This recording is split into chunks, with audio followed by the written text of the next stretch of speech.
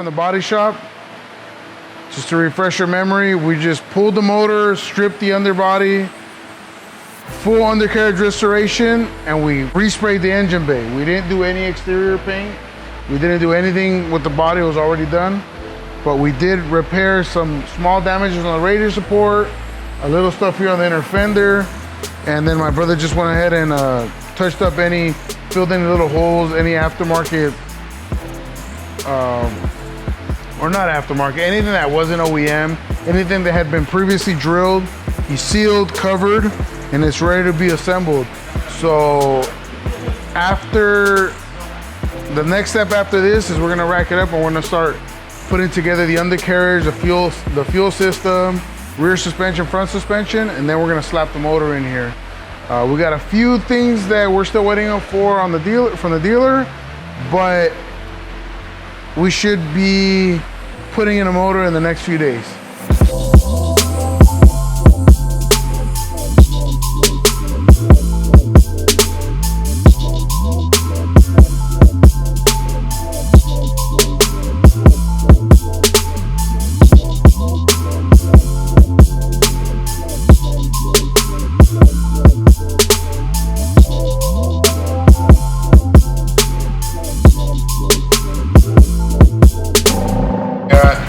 I know most of the cars that we've shown have like big brake kits, but for the cars that don't get big brake kits, we literally take the factory calipers, which are like this, completely disassembled.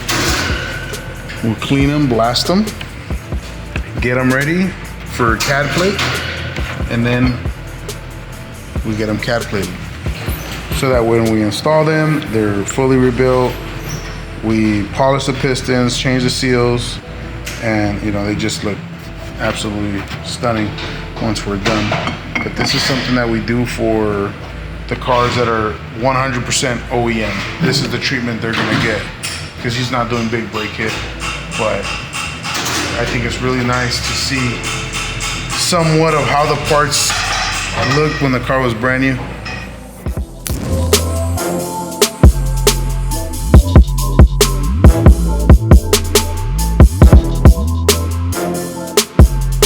All right, guys, we have a customer's S50 swapped E30 that we're working on. This vehicle came in for a PPI, and the customers decided to do address a lot of the issues that the car had. One of them was the exhaust. So we're gonna show you sort of a step-by-step on how we build our street track exhaust. This exhaust consists of not mandrel bent, but it's aluminized crush bent, which consists of two dual-inch downpipes to a single 2.5 resonator muffler and dual 3-inch tips. This car is a 318, so it only had one exit on the valence. So Adam just finished cutting out, making the provision so we can have a dual tips, like a 325. So let's get to it. I'll show you guys our steps here. I already started working on the downpipes, which are these, and they're mated to factory manifolds. So this is the beginning of the exhaust, and these are dual 2-inch pipes from the manifolds, which is basically what they are factory on E36 M3. From here, I'm gonna go to a single 2.5, which I'll show you, and these are just factory S52 manifolds that we're using. So these are the downpipes. I weld a good amount on the car or wherever I can reach so that it doesn't move on me. And these are just laser cut flanges that we use. And then the collector here, I'm gonna cut this, but I'm gonna weld everything and then cut it. So you guys can check it out and see it.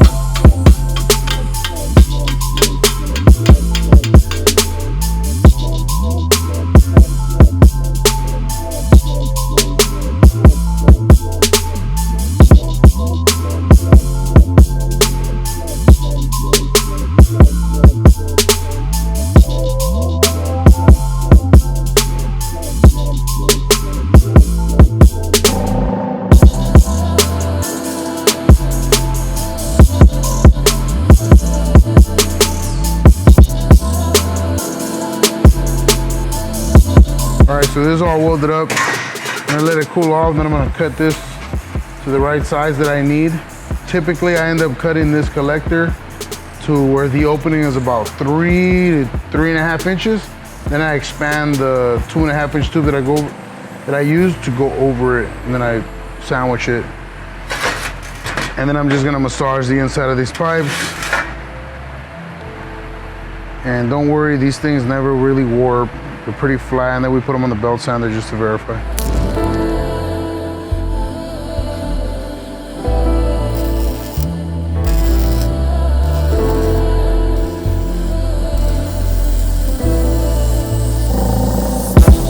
All right, so we wrapped up the exhaust for this S50 swapped E30. So I'm gonna run it down to you guys again. It's dual 2-inch down pipes to a single 2.5. This car's OBD1, so I have to put an O2 bung here. This is the bullet style resonators that we use for this.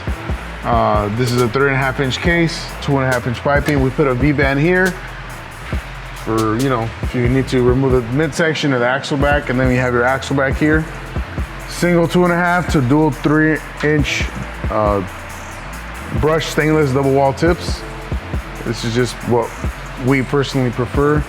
We don't utilize the factory hangers. We have solid style hangers, and we put 2 on the axle back and 1 on the midsection. But this pretty much is what our E30's 24 valve swap looked like on the S50, S52s. We've been doing this setup for a very long time. It works. We put this car on the dyno, put the system on a dyno, compared it to others. Works great, sounds great, and it's pretty affordable for what it is, versus, you know, getting something and kind of making it work. A lot of people use factory midsections, and they sort of just create an axle back after that. There are a few companies now that are making swapped exhaust. I've never personally installed one or seen or heard one in person, but you know, this is something that you're interested in. We can always make these to order and ship them. So we'll get some sound clips and some flybys to let you hear how it sounds.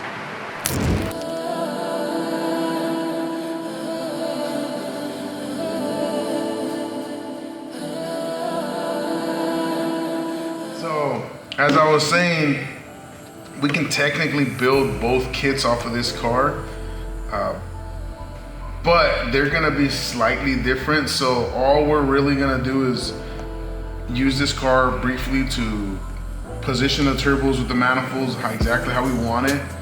And even though we can make the downpipe theoretically the same, this car is gonna have a 3-inch downpipe, the other car is gonna have either a 3.5 or 4-inch downpipe. So we prefer to build the downpipe and some of that stuff on that chassis, but we will be building the AC lines and all that stuff that shouldn't change from chassis to chassis. We're gonna be doing them on this car because this car is not that far along from being completed. So we're just gonna take advantage and do double cooling hoses, double AC lines, feed line, and all that sort of stuff. The manifolds technically could be built and plumbed, but we're only gonna, the manifolds, we're only gonna be building this one for this car and the other one on the other car, just because they're gonna be more specific. So, but yeah, I'm introducing to this car a little late because obviously we started working on this car before we started the channel. But you guys are gonna see a lot of it. You're gonna see the interior work being done, some of the suspension work, or some of the suspension tweaks that we're gonna be doing, but the full suspension is already completed as long as the drivetrain is in place.